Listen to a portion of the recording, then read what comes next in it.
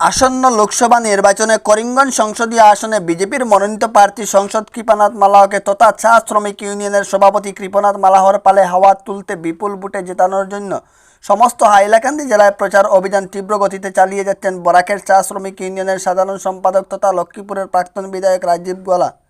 এই উপলক্ষে তিনি আজ নার্সিংপুর লালাচেরা লালামুখ এবং রূপাচেরা চা বাগান বরাকের চা শ্রমিক ইউনিয়নের সাধারণ সম্পাদক রাজদীপ গোয়ালা নিজের পদাধিকারীগণকে নিয়ে প্রত্যেক চা বাগানের নাচগড় প্রাঙ্গণে প্রচার অভিযান তীব্র গতিতে চালিয়ে বরাক চা শ্রমিক ইউনিয়নের সভাপতি ও করিমগঞ্জ সমষ্টির বিজেপির মনোনীত প্রার্থী সাংসদ কৃপানাথ মালাহকে বিপুল ভোটে জয়ী করার আহ্বান জানান লক্ষ্মীপুরের প্রাক্তন বিধায়ক বর্তমান বরাক চা শ্রমিক ইউনিয়নের সাধারণ সম্পাদক যুবনেতা রাজদীপ গোয়ালা। তার সঙ্গে প্রত্যেক সভায় উপস্থিত থাকছেন বরাক চা শ্রমিক ইউনিয়নের সমস্ত পদাধিকারীগণ এবং বরাক চা যুব কল্যাণ সমিতির সাধারণ সম্পাদক বিশ্বজিৎ কৈরি, বরাক ভ্যালি টি ওয়েলফেয়ার সোসাইটির ওয়ার্কিং প্রেসিডেন্ট সচিন সাহ। বিস্তারিত দেখুন হাইলাকান্দি থেকে পাঠানো আমাদের প্রতিনিধি সুপ্রিয়ান ডায়াসের রিপোর্টের মাধ্যমে।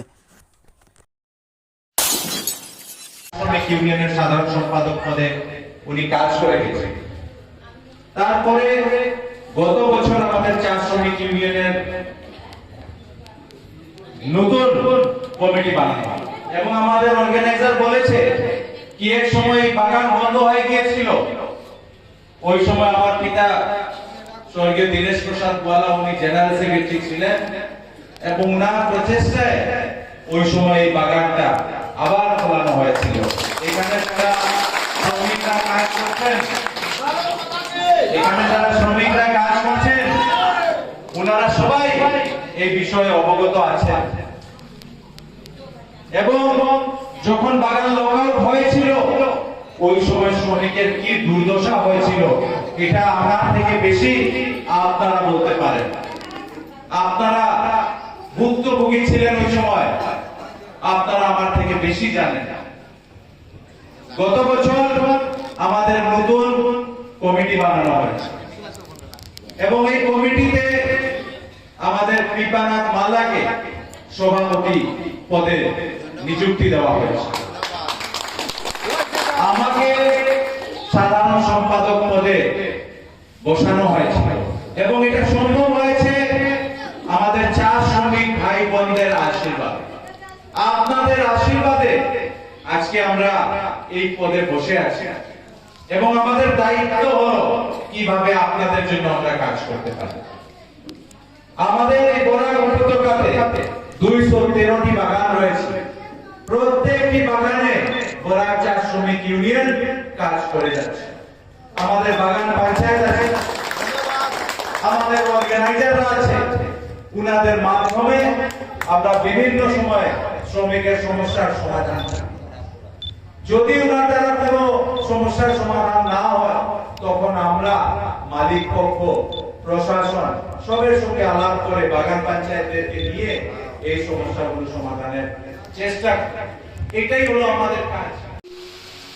सभी को मैं बाबा काशी विश्वनाथ की नगरी वाराणसी से आए हुए मैं सबको प्रणाम करता हूं, हर हर महादेव करता हूं, सबको अभिवादन करता हूं।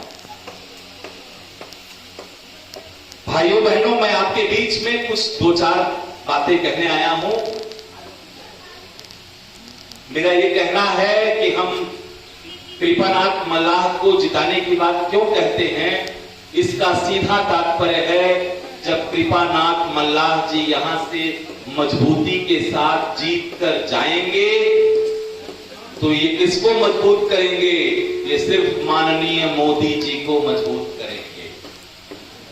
आपका एक एक वोट आपके इस चाय बागान में रहने वाली सभी माताओं, बहनों, भाइयों की जीवन में एक नया सवेरा, एक नया बदलाव लेकर आएगा और ये मुझे पूर्ण विश्वास है क्योंकि आप सभी लोग साक्षी हैं, यहां बैठे हुए सभी भाई बहन।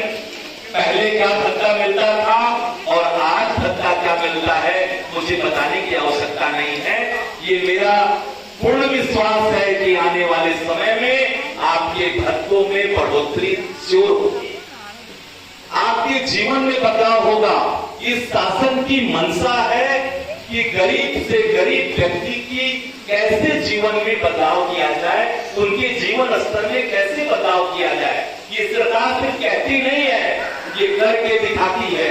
इसका प्रमाण है इनकी ऐसी तमाम योजनाएं सिर्फ गरीबों के उत्थान के लिए है।